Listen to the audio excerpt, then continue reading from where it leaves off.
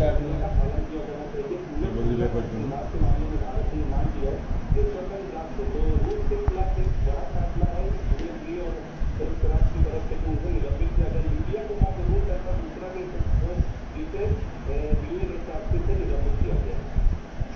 Hello, नमस्ते, प्रणाम। कैसे हैं आप लोग?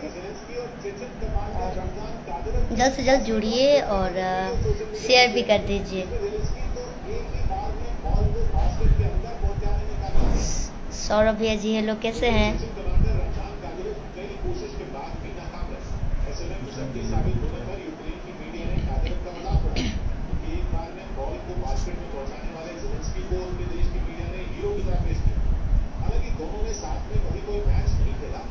हेलो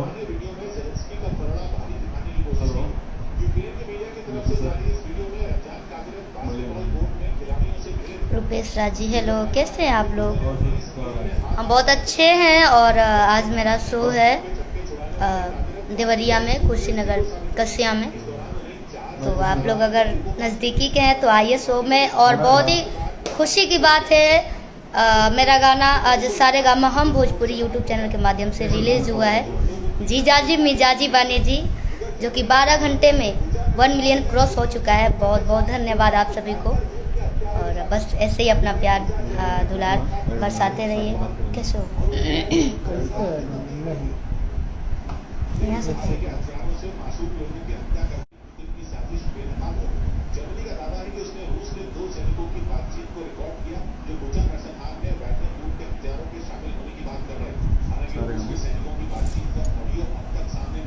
ना बद्रीनाथ धाम।